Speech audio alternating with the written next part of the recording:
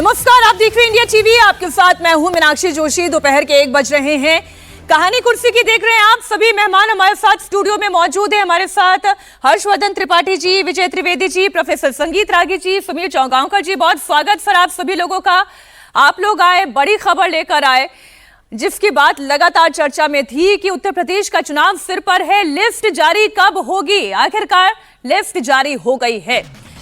चुनाव से पहले योगी आदित्यनाथ की नई टीम की यह सूची जारी हुई है। यूपी में बीजेपी ने संगठन की नई टीम का ऐलान कर दिया है। यूपी बीजेपी में 19 उपाध्यक्ष बनाए गए हैं, 8 महामंत्री, 19 मंत्री बनाए गए हैं। समाजवादी पार्टी से बीजेपी में शामिल हुई पूजा पाल को यूपी बीजेपी का उपाध्यक्ष बनाया गया। नवाब सिंह नागर पश्चिम क्षेत्र के अध्यक्ष बनाए गए। राजनाथ सिंह के बेटे नीरज सिंह को भी उत्तर प्रदेश बीजेपी के उपाध्यक्ष बनाए जाने का फैसला लिया गया। दिनेश प्रताप सिंह यूपी बीजेपी के मुख्य प्रवक्ता होंगे। नई टीम में विधानसभा चुनाव से पहले जाति समीकरण का पूरा ख्याल रखा गया है। तो ये लिस्ट आपके सामने है। 27 वाली टीम रेडी हो गई है। सुरेश राणा उपाध्यक्ष, अवधेश द्विवेदी अवध क्षेत्र के अध्यक्ष बनाए गए हैं। दिनेश प्रताप सिंह यूपी बीजेपी के मुख्य प्रवक्ता के तौर पर नाम उनका सामने आया। यूपी बीजेपी में मंत्री सजानंद भी बनाए गए। तो नीरज सिंह यूपी बीजेपी के उपाध्यक्ष बनाए गए हैं। हमारे सहयोगी रुचि कुमार इस वक्त लखनऊ से लाइव जुड़ गई हैं। 27 वाली टीम रुचि रेडी हो गई है, नाम सामने आ गए हैं। तो जो की पॉइंट्स हैं इस पूरी लिस्ट के, सबसे पहले तो आप वहीं पर रोशनी डालें। बड़ी बात यह है कि 50% नए चेहरों को मौका दिया गया है, क्योंकि जो कार्यकर्ता हैं बीजेपी के, उनको बहुत ज़्यादा शिकायत रहती है कि वो ज़मीन पर मेहनत करते हैं, लेकिन जब मंत्री बनाने की का टाइम आता है या पदाधिकारी बनाने का टाइम आता है तो उनको मौका नहीं दिया जाता। तो पहला फोकस तो 50% इसमें नए चेहरे हैं। फिर क्योंकि आपने भी मीनाक्षी देखा कि किस तरह से लोकसभा चुनाव में बीजेपी को नुकसान हुआ, पिछड़े दलित उससे खिसके, तो ये पूरी लिस्ट में आप एक एक नाम देखेंगी। और अभी हमने देखा कि जब मंत्रिमंडल विस्तार हुआ तो उसमें नॉन यादव ओबीसी और नॉन जाटव दलित पर ज़्यादा जोर दिया गया। तो इस लिस्ट में भी नॉन यादव ओबीसीज आपको मिलेंगे, नॉन जाटव दलित आपको मिलेंगे। और सबसे बड़ी बात कि ब्राह्मण लोग काफ़ी नाराज़ बीजेपी से पिछले दिनों बताए जा रहे थे, तो आपको इसमें ब्राह्मण भी मिलेंगे। अब देखिए, अभिजात मिश्रा हैं जो पहले यहाँ युवा भारतीय जनता पार्टी मोर्चा के अध्यक्ष थे, उनको भी महामंत्री बनाया गया। बहुत सारे ब्राह्मण नाम भी आपको, अर्चना मिश्रा मिलेंगी। तो बहुत सारे नाम ऐसे हैं जो ब्राह्मण हैं, उनको इस टीम में मौका दिया गया है। तो पूरी कोशिश है, हालांकि बहुत टाइम लगा इस लिस्ट को जारी होने में, बहुत ज़्यादा मंथन इसमें किया गया। अब राजनाथ सिंह के बेटे नीरज सिंह जो पूरा काम यहाँ राजनाथ सिंह का देखते हैं, लखनऊ से वो सांसद हैं राजनाथ सिंह, तो उनको भी मौका दिया गया, उनको उपाध्यक्ष बनाया गया है। तो ज़्यादा जोर इसी पर है। इलाके में भी सब पे ध्यान दिया है कि सारे इलाकों का भी प्रतिनिधित्व हो जाए और जातियों का भी प्रतिनिधित्व हो जाए, क्योंकि यूपी की जो सियासत है उसमें जो इलाके हैं वो तो मायने रखते ही हैं, लेकिन ज़्यादा मायने जाति रखती है कि हर जाति के लोग इस लिस्ट में शामिल हो जाएं। और अखिलेश यादव जो पीडीए का नैरेटिव चला रहे हैं, जिसका उनको फ़ायदा भी मिला है अभी लोकसभा चुनाव में, तो पिछड़े दलित को इसमें काफ़ी बड़ी तादाद में शामिल किया गया है। पूजा पाल एक बड़ा नाम है, क्योंकि ये कहा जा रहा था कि उन्होंने बगावत की थी, राज्यसभा में क्रॉस वोटिंग की थी, फिर वो बीजेपी में आ गई थी, लेकिन उनको मंत्री नहीं बनाया गया था। इसको लेकर काफ़ी ज़्यादा नाराज़गी बताई जा रही थी पाल समाज में। तो उसको आप कह सकती हैं कि वो नाराज़गी दूर करने की कोशिश की गई है। तो मुख्य चीज़ तो यही है कि नए लोगों को मौका दिया गया है। और पीडीए और फीमेल रिप्रेजेंटेशन भी जो मैं देख रही हूँ, श्रीमती आकांक्षा सोनकर, श्रीमती सुहासिनी जायसवाल, दीपमाला संतोषी, महामेधा नागर, इसके अलावा रजनी पांडे, संचिता सिंह जो कि लूनिया समाज से आती हैं, श्रीमती किरण लोधी निषाद समाज से आने वाला एक और नाम हम दर्शकों के सामने रख रहे हैं। तो जो लिस्ट है उसमें जातीय समीकरण भी है। पूजा पाल का एक नाम आपने गिनाया, अर्चना मिश्रा का नाम आपने गिनाया, ब्राह्मण समाज से आने वाली प्रियंका रावत जो उपाध्यक्ष बनाई गई हैं।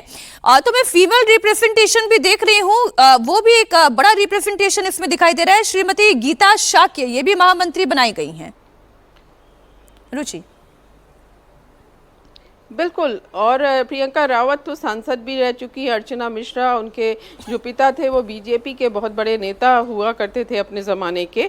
तो डॉक्टर कृतिका अग्रवाल है। तो महिलाओं का भी आप ठीक कह रही कि महिलाओं का भी इसमें काफ़ी ज़्यादा रिप्रेजेंटेशन दिख रहा है। और अब देखिए गीता शाक्य को महामंत्री बनाया गया, तो वो सिर्फ महिला नहीं है, शाह के वोट, क्योंकि आप जब इटावा के बेल्ट में जाएंगे तो वहाँ शाह के वोट बहुत मायने रखता है। तो इस तरह से महिलाओं को दिया गया है, लेकिन उसके साथ जातीय समीकरण, क्षेत्रीय समीकरण, इन सब का भी ध्यान बहुत ज़्यादा इसमें मीनाक्षी रखा गया है। मीडिया की टीम जो बनाई गई है उसमें भी जो मुख्य प्रवक्ता जो बनाए गए दिनेश प्रताप सिंह और मनीष दीक्षित हैं, तो मनीष दीक्षित भी काफ़ी सालों से बीजेपी में जुड़े हुए हैं और बीजेपी की बात अच्छी तरह रखते हैं। तो पूरी हर चीज़ का ध्यान रखा है कि जो कमेटी हो, जो मीडिया प्रभारी हो, वो सब जो पार्टी के पॉलिसीज़ हैं, पार्टी के सरकार के काम हैं, उनको आगे बढ़ाएं।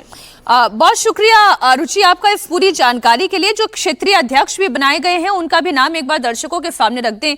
पश्चिम क्षेत्र से श्री नवाब सिंह नागर, ब्रज क्षेत्र से पूरनलाल लोधी, कानपुर से रामकिशोर साहू, अवध क्षेत्र से अवधेश द्विवेदी, काशी से अशोक चौरसिया और गोरखपुर से श्री विनोद राय, ये क्षेत्रीय अध्यक्ष हैं। तो ये नाम है, लिस्ट आपके सामने हमने रख दी है। अब इसका छिद्रान्वेषण करेंगे हम लोग यहाँ पर खड़े होकर। आप सभी वरिष्ठ पत्रकार हमारे साथ मौजूद हैं। तो हर्षवर्धन जी ये बताइए हर्षवर्धन जी ये बताएं कि पहले तो ये लिस्ट कैसी दिखाई दे रही है? देखिए, जो रुचि कह रही हैं कि जातियों का समीकरण बिठाया गया है, तो उस लिहाज से तो ठीक है, जाति गिन गिन के कर दी गई है। लेकिन मैंने सुना तो मुझे थोड़ा वो नहीं ध्यान में आया। पूजा पाल चूँकि हमारे ही शहर से हैं, तो पूजा पाल इतनी बड़ी नेता कब से हो गई? मतलब ये मेरे समझ में नहीं आया कि भारतीय जनता पार्टी की उपाध्यक्ष होने का कद पूजा पाल का हो जाए, ऐसा तो मुझे कतई नहीं लगता। और वो कैडर के लिहाज से भी देखें, क्योंकि महामंत्री और उपाध्यक्ष ये बड़े महत्वपूर्ण पद होते हैं भारतीय जनता पार्टी के। महामंत्री पद पर भी जिन लोगों को, नए लोगों को शामिल किया गया है, उनका कोई और उस तरह से संगठन का बहुत काम करने का नहीं रहा है। यहां तक कि उसमें से कई लोग तो पिछले 4-5 सालों से संगठन के कामों से आउट है। ये पूरी लिस्ट अगर आप ध्यान से देखें तो सिफारिशी भाई साहब अपने अपने लोगों को रखने की। और कमाल की बात यह है कि जिसकी चर्चा बहुत ज्यादा हो रही थी कि बदलाव बड़े होंगे, तो बदलाव दो तरह से होते हैं। एक तो बदलाव होता है कि आप एकदम नए लोगों को लेकर आ रहे हैं, फ्रेश एनर्जी डाल रहे हैं और संगठन का काम है। और दूसरा ये कि लंबे समय से कोई गायब है तो चलो उसको फिर से लेके आ गए और उसको आपने बदलाव मान लिया। और इन सब पर एक बात मैं जरूर कहूंगा कि भले पंकज चौधरी अध्यक्ष हैं, भले धर्मपाल जी महामंत्री संगठन है, ये सूची मुझे पूरी तरह से सुनील बंसल जी के बहुत शक्तिशाली होने को दिखा रही है। मैं ये मानता हूं सुनील बंसल जी भले लखनऊ में नहीं है, दिल्ली में है, लेकिन एक ताकतवर महामंत्री। आप कहना क्या चाह रहे हैं? जो हर्षवर्धन जी कह रहे हैं, मैं वो सवाल आपके पास लेके आ रही हूँ। योगी जी की टीम है, जाति संतुलन के साथ बनाई गई है, और इसमें आप ये कह रहे हैं कि प्रोमिनेंट पावर जो है उसमें बंसल जी की दिखाई दे रही है। मैं सही समझ रही हूँ हर्षवर्धन जी, यही आप कहना चाहते हैं? बिल्कुल बिल्कुल। इसमें मैं और उसको कहता हूं, पंकज चौधरी की छाप नहीं दिख रही है। एक भी क्षेत्रीय अध्यक्ष उनका कहा हुआ, उनका बताया हुआ नहीं बन सका। एक भी महामंत्री उनका जो नाम था वो नहीं बन सका। अब बाकी तो लोग जानते ही हैं क्या है। हर्षवर्धन जी ने बताया, हर्षवर्धन जी बहुत बारीक तरीके से उत्तर प्रदेश को और भारतीय जनता पार्टी को देखते हैं, तो उसमें हालांकि कुछ अच्छे चेहरे भी हैं, जैसे युवा मोर्चा अध्यक्ष है रोहित मिश्रा, इलाहाबाद विश्वविद्यालय के छात्र संघ अध्यक्ष था, बहुत अच्छा नाम है। ऐसे और कुछ नाम है, ऐसा नहीं कि एकदम से, लेकिन बहुत सी सूची में ये चीजें हैं। तो वो ज़्यादा विस्तार से उस पर बताया है, इसलिए मैंने कहा कि सबसे पहले हर्षवर्धन जी से पूछना चाहिए कि क्या राय है, और उस राय से मैं इत्तेफाक रखता हूँ। लेकिन मुझे समझ नहीं आ रही, ये हिंदुओं को बांट कर क्यों आप लिस्ट बना रहे हैं? ये तो सारे हिंदू एक थे ना। इसमें आप लिख रहे हो कि वो हो गया एक जाति का, ये जाति का, वो जाति का। क्या उत्तर प्रदेश भारतीय जनता पार्टी में भी हिंदुओं को बांटकर लिस्ट बनाई गई है संगठन की? नहीं सर, लिस्ट है, लिस्ट में सभी नाम है और इसमें जाति संतुलन है। जाति संतुलन का मतलब तो बांटने की बात हो गई ना। लिस्ट तो एक ही है ना सर। मैं बोल लूं फिर आप बोलिएगा आराम से। जातियों को मतलब जातियों को स्पेसिफाई किया गया है, इसका मतलब हिंदुओं में अलग अलग जातियों वालों को नाम दिया गया ना, वो है। दूसरी बात, पंकज जी का जिक्र हुआ। सुनील बंसल जी तो बहुत लंबे समय से सबसे ताकतवर लोगों में से हैं संगठन में और पार्टी में भी, मतलब केवल उत्तर प्रदेश में नहीं। तो उनकी छाप उस पर है, वो दिखाई भी देती है और वो पूरी पार्टी पर ही दिखाई देती है।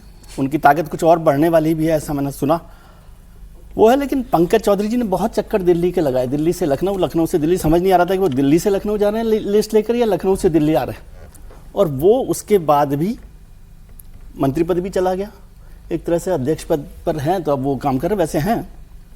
तो क्या पार्टी के प्रदेश अध्यक्ष की यदि संगठन में नहीं चल रही, तो फिर उस संगठन को लेकर कैसे आप आगे बढ़ेंगे, और क्या भारतीय जनता पार्टी उसकी, और मैं नहीं मानता कि सभी नाम कमजोर होंगे, अच्छे नाम तो होते ही हैं, कोई ऐसा नहीं है कि अच्छे नाम नहीं है, लेकिन क्या ये लिस्ट पार्टी, मैं इन लोगों की बात ही नहीं कर रहा, मैं पूछ रहा हूं कि क्या जो पार्टी में अंदरूनी जो संघर्ष चल रहा है उसको ये लिस्ट बताती है या नहीं बताती, और यदि अगर ऐसा है तो उसका नुकसान फायदा क्या पार्टी को चुनावों में होगा? ठीक, चुनावों में फायदा पहुंचाने वाली लिस्ट तैयार हुई है? देखिए, सबसे पहले तो जहाँ से विजय शुरू किए थे जाति की बात, तो जो लिस्ट बनी है, जो लिस्ट हमारे पास भी है, आपके स्क्रीन पर भी दिखा रहे हैं, उसमें किसी के आगे जाति नहीं लिखी हुई है कि ये अमुक जाति के हैं, ये अमुक जाति के हैं, और इस कारण से उनको वहाँ पर रखा गया है। दूसरी बात, जब भी हम बात करते हैं इस प्रकार की या लिस्ट बनती है, तो एक तर्क दिया जाता है कि भाई आप सोशल रिप्रेजेंटेशन आप कैसे कर रहे हैं। ठीक है, ये एक इस देश की जमीनी सच्चाई है, और उस जमीनी सच्चाई में जातियों का सामंजस्य, प्रतिनिधित्व दलित से है, ओबीसी है, अपर कास्ट में है। कल यदि यहीं पर 4 पंडित का नाम नहीं हुआ होता तो फिर ये तर्क दिया जाता है, यहीं से बोला जाता है कि देखिए पंडितों को किनारे इस लिस्ट में भी कमर गया है। मैं तो पूछ रही हूं, विनिंग कॉम्बिनेशन है या नहीं है? सर, बहुत सारी खबरें हैं। दोनों बातें। यदि यहीं पर किसी अन्य जाति का यदि रिप्रेजेंटेशन नहीं होता, जो एक जाति को मैं देख रहा हूं कि बहुत साफ तौर पे उसको इग्नोर किया गया है, और उसका रिप्रेजेंटेशन यहाँ पर आपको बहुत मिनिमम आपको दिखाई पड़ेगा। यादव कम्युनिटी, नाम लेने से मैं संकोच नहीं करूंगा, एक नाम तो मैंने देखा। हाँ, एक नाम है, बस एक नाम है। तो उनको पता है भारतीय जनता पार्टी को कि एक कम्युनिटी वोटिंग यहाँ पर होती है, तो स्वाभाविक है कि है। तीसरी बात, कोई भी अध्यक्ष हो या कहीं का भी अध्यक्ष हो, उसकी मनमर्जी तो नहीं चलता है सब जगह, और कोई अध्यक्ष यदि है तो वो दिल्ली और उत्तर प्रदेश दोनों के बीच में शटल तो करेगा। इसलिए भी करेगा कि जो केंद्रीय नेतृत्व है उसकी सहमति और प्रदेश के अंदर दोनों के बीच में सामंजस्य, संतुलन, कंसल्टेशन, ये लंबा प्रोसेस चलता है। तो ये किसी अध्यक्ष के खिलाफ नहीं चला जाता है। और मुझे नहीं मालूम है कि जो पंकज चौधरी को यदि अध्यक्ष बनाया गया तो ये उनका पनिशमेंट पोस्टिंग है। ये बिल्कुल पनिशमेंट पोस्टिंग नहीं है, उनको एक दायित्व दिया गया, और दायित्व दिया गया। मैं तो आज के दिन में मानता हूं कि केंद्र में जो राज्य मंत्री होते वो ज्यादा पनिशमेंट पोस्टिंग है। कम से कम अध्यक्ष के नाते वो बेहतर, मुझे लगता है कि कम से कम आपके सर पर, आपके कंधे पर एक जिम्मेदारी दे दी गई है। उत्तर प्रदेश का 2000 का चुनाव, सर मुझे ये तो नहीं पता कि इसके लिए पनिशमेंट पोस्टिंग है या नहीं है, लेकिन क्या ये विनिंग कॉम्बिनेशन है या नहीं, मेरा सवाल सिर्फ इतना है। देखिए, ये 27 में फायदा पहुंचाएगा। एक लाइन बता दूं, विनिंग कॉम्बिनेशन इस आधार पर तय नहीं होता है कि आप पहले से एडवांस में तय कर लें कि ये विनिंग कॉम्बिनेशन होगा। ये तो डिलीवर हो जाने के बाद ही आपको पता लगता है। अब अगर हम लेकिन रेस में कौन से घोड़े को आप दौड़ा रहे हैं, उसका पास्ट आपको बताता है ना कि रेस जीतने वाले हैं या हारने वाले हैं। अब उत्तर प्रदेश में पंकज चौधरी को 14 दिसंबर को अध्यक्ष बना दिया गया, और 6 महीने बाद अगर ये टीम जारी करनी थी तो इस टीम के लिए क्या 6 महीने का समय लेना पड़ा? और पंकज चौधरी से मैं उम्मीद करें कि वो अपनी टीम बनाए। भाई, जिस राज्य से नरेंद्र मोदी आते हैं, जहाँ के संगठन के प्रभारी सुनील बंसल रहे हो, जहाँ से राजनाथ सिंह आते हो, जहाँ के मुख्यमंत्री योगी आदित्यनाथ हो, जहाँ के संगठन प्रभारी एक समय अमित शाह रह चुके हो, वहाँ प्रदेश अध्यक्ष अपनी करेगा। अब गुजरात के तो विश्वकर्मा प्रदेश अध्यक्ष है, अब गुजरात की सूची का विश्वकर्मा जी जारी करेंगे। अगर हम ये कह दें कि भाई विश्वकर्मा जी ने अपनी टीम बनाई है, तो पता है कि उनके पास सूची कहाँ से आते हैं, उनको सिर्फ जारी करना होता है। मुंबई के अमित साटम अध्यक्ष है, तो क्या मुंबई में अमित साटम सूची जारी करते हैं? देवेंद्र फडणवीस जो कहते हैं वो जारी करते हैं। अशोक चौहान महाराष्ट्र के अध्यक्ष है, तो क्या वो सूची फाइनल करते हैं? देवेंद्र फडणवीस जो कहते हैं पूरी उनकी छाप रहती है। किसी भी प्रदेश का कोई बड़ा नेता अगर होगा, चाहे वो मुख्यमंत्री हो या संगठन का बड़ा नेता हो, तो प्रदेश अध्यक्ष को उस हिसाब से करना है, और आपको 8 महीने के बाद चुनाव में जाना है। बिल्कुल। तो चुनाव तो कोई आप प्रदेश अध्यक्ष के नाम पर नहीं लड़ने जा रहे हो, अब योगी आदित्यनाथ के नाम पर चुनाव लड़ने जा रहे हो। सरकार लौटना है, योगी आदित्यनाथ की इसके अंदर भूमिका रहेगी। जो संगठन के लोग, जो दिल्ली के लोग चुनाव लड़वा रहे हैं, उनकी जिम्मेदारी है चुनाव लड़वाने की, तो वो अपनी टीम वहां पर जारी करेंगे। अब प्रदेश अध्यक्ष उम्मीद करना कि अपनी टीम बना ले, वो तो 40 बार दिल्ली से लखनऊ, लखनऊ से दिल्ली सूची लेके करते रहे। फुटबॉल बन गए तो केंद्रीय नेतृत्व प्रदेश अध्यक्ष के बीच में, प्रदेश संगठन के बीच में ठीक उन्होंने कुरियर का काम किया है। नाम जरूर प्रदेश अध्यक्ष का है, उनकी टीम मान लेना कि उनके से कोई नाम होंगे, मुझे उनका कोई नाम सर, नजर नहीं आता। किसकी टीम का ये नाम सीधे है? सीधे दिल्ली का दबाव उसमें अंदर दिख रहा है, दिल्ली के नाम ज्यादा नजर आ रहा है और ये दिख रहा है कि दिल्ली का पल्ला भारी रहा है। दिल्ली ने जिनको चाहा उनको बनाया है। आइए बात देश में पासपोर्ट के नाम पर हो रहे घमासान की कर लेते हैं। कल विदेश मंत्रालय ने एक प्रेस कॉन्फ्रेंस की जिसमें यह साफ किया गया कि भारतीय पासपोर्ट नागरिकता का प्रमाण पत्र नहीं है, बल्कि यह मुख्य रूप से एक यात्रा दस्तावेज है।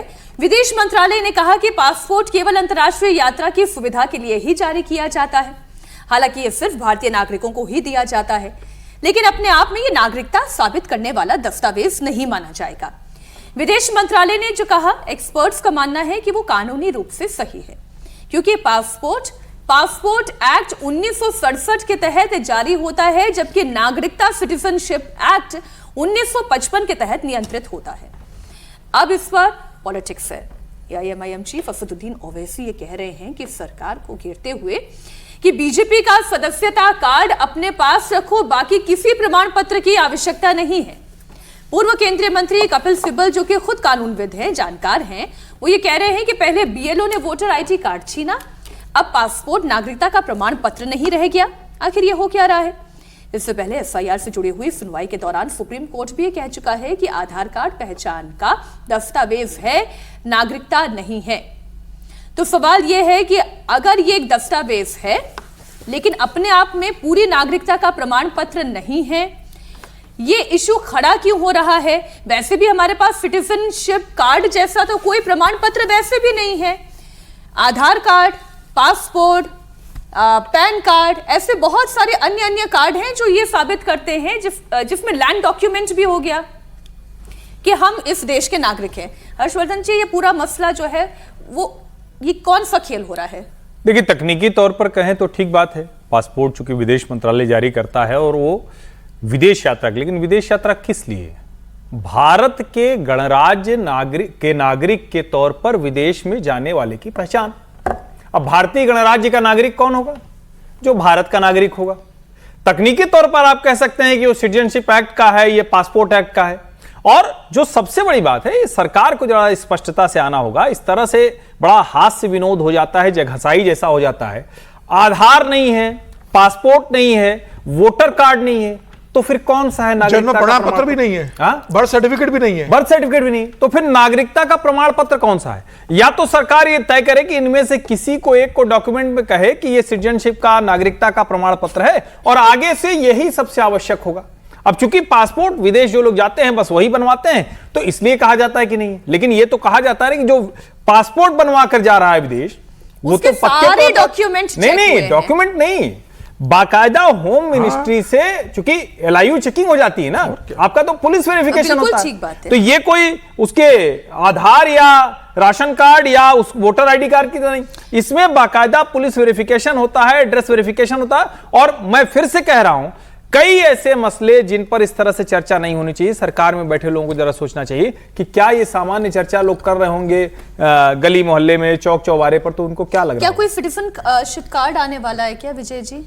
क्योंकि अब लग रहा है कि ऐसे हर एक कार्ड के ऊपर सवाल होगा तो फिर ये पूछा जाएगा क्या कोई सिटीजनशिप कार्ड आएगा? हो सकता है सरकार तैयारी कर रही हो, अब सरकार के बारे में मुझे नहीं पता, लेकिन ये महत्वपूर्ण ये है, इसमें कहने के लिए तो कह सकते हो कि कोई नई बात नहीं है, क्योंकि पासपोर्ट एक्ट 1967 जो है उसका हवाला दिया गया, मतलब 1967 से यही चल रहा है, जिसमें पासपोर्ट को travel document for Indian citizen, इसको थोड़ा सा समझिए, travel document for Indian citizen, तो इसका मतलब इंडियन सिटीजनशिप तय कर रहा है ना ट्रैवल डॉक्यूमेंट, ये बात है।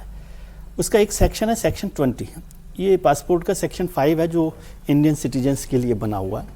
उसका सेक्शन 20 है जो कहता है कि कुछ मसलों पर जो नॉन इंडियन सिटीजन्स हैं उनको भी सरकार पासपोर्ट दे सकती है, लेकिन वो स्पेशल कंडीशन है, और उसमें एमई के सेक्रेटरी, डिप्टी सेक्रेटरी या होम मिनिस्ट्री उस पर स्पेशल करती है। और उसमें कुछ जगहों के, जैसे म्यांमार का, बैंकॉक का, और कुछ जगहों को दे रखा है, मतलब स्पेसिफिक कारणों से स्पेशल ग्रांट के साथ दिया जा सकता है। तो मोटे तौर पर इंडियन सिटीजन्स को दिया जाता है। अब अभी पहले बहस हो गई थी कि आधार कार्ड को हमने नहीं माना, क्योंकि उसमें भी लिख दिया था आपने, ये वैसे की वैसे टीएनसी अप्लाई जैसे होता है ना सब चीज़ों में, तो वो टीएनसी अप्लाई सब जगह बारीक बारीक लिखा रहता है, ऐसे इसमें भी लिखा हुआ है। लेकिन इसमें तो ये लिखा हुआ है travel document for Indian citizen, ऐसा नहीं है कि नहीं है।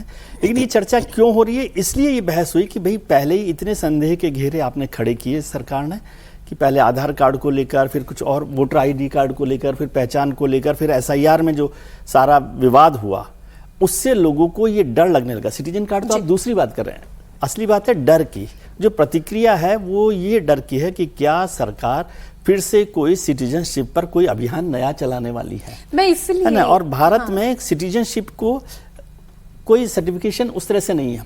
मैं पूरा सिटीजनशिप एक्ट को पढ़ा जब ये कल आई थी खबर, जी एक प्रोग्राम था कल वो पासपोर्ट सेवा केंद्र का, उसके रेफरेंस। तो इंडियन सिटीजनशिप में ये कहा गया कि केवल होम मिनिस्ट्री है जो आपको बर्थ सर्टिफिकेट दे सकती है, लेकिन उसकी ज़रूरत नहीं है। यदि आपको ज़रूरत है, मान लो कहीं पर ऐसा विवाद हो जाए कि भाई इंडियन सिटीजन है, तो होम मिनिस्ट्री देती है, बाकी बाई बर्थ और वो जो सामान्य प्रक्रिया उसके तहत आप ले सकते हैं। ये विवाद आखिर खड़ा ही क्यों हुआ? अभी ये जो दो टिप्पणियां आई हैं उससे ये तो समझ में आ गया कि अपने आप में कंप्लीट डॉक्यूमेंट ये भले ही ना हो, लेकिन डॉक्यूमेंट तो ये आपके कंप्लीट है, नागरिकता को प्रभावित करता ही कंप्लीट है। डॉक्यूमेंट है, ये तो कंप्लीट डॉक्यूमेंट है ना, इसमें तो सब फिर कुछ तो हो गया, हम पुलिस कोई document वेरिफिकेशन। complete नहीं। मैं कह रहा हूं तो कुछ सरकार भी में नहीं। बैठे लोगों को सोचना चाहिए। ये ऐसा नहीं कि पहली बार हुआ। हाँ। जी। 2013 में भी उच्च न्यायालय ने कह दिया था कि पासपोर्ट बॉम्बे हाई कोर्ट का नागरिकता, है ऐसा नहीं कि नहीं कहा था, लेकिन सरकार को स्पष्टता देनी चाहिए। भाई ऐसी चीजों पे अगर एक भ्रम बना रहेगा तो ये मैं क्यों किस ये लिए कह रही हूँ सर, इसके पीछे मेरा जो उद्देश्य है वो ये है कि जब पश्चिम बंगाल में चुनाव हुए, कहानी वहां से एक बार फिर से हाईलाइट वही हुई। पहुंची। जब आपने आधार कार्ड को लेकर सवाल खड़ा हो कि भाई आधार कार्ड फर्जी बन जाता है, पासपोर्ट बनाने वाले फर्जी, तो वो भी ऐसे कलाकार बैठे हुए हमारे देश में, क्या हमें एक ऐसे सिटीजनशिप कार्ड की आवश्यकता फर्जी तो क्या नहीं बन सकता। वो तो सच बात है। देखिए ये मुझे लगता है कि जी सर, जब पासपोर्ट बनता है तो करीब करीब हम सबों का यहाँ पर पासपोर्ट बना हुआ है, तो उसमें जन्म प्रमाण पत्र भी मांगा जाता है, अपलोड करना पड़ता है।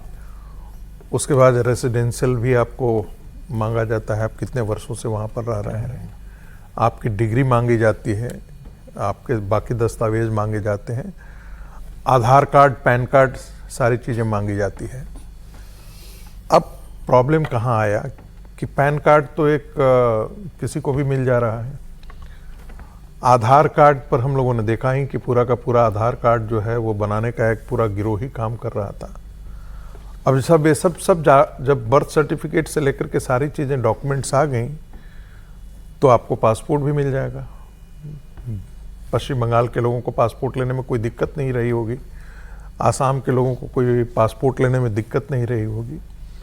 इसमें भी कोई दो राय नहीं है कि पासपोर्ट से बेहतर आपके पास नागरिकता का और कोई प्रमाण पत्र नहीं है। पासपोर्ट जब हो जाता है तो मुझे लगता है कि उसके बाद बचा अब कुछ नहीं बचा है, यानी कि यह आपका अंतिम है, ये मान करके चलिए। लेकिन कहीं ना कहीं भारत सरकार को लगता होगा कि इसमें भी घपलाबाजी है, और भारत सरकार क्या, मुझे ऐसा लगता है कि नेशनल रजिस्टर फॉर सिटीजन की तैयारी कर रही है। क्या जेन्युइन इनजेन्युइन जो नागरिक हैं उसको तय करके नागरिकता का जो कार्ड है, जैसे आप नागरिक, भारत के नागरिक हैं, इसके एक प्रमाण पत्र के तौर पर आइडेंटिफिकेशन नंबर के साथ साथ, जैसे आपका आधार आइडेंटिफिकेशन है, आपके नागरिक होने का आइडेंटिफिकेशन, क्या भारत सरकार उस दिशा में बढ़ रही है? मुझे कुछ ऐसा ही लग रहा है।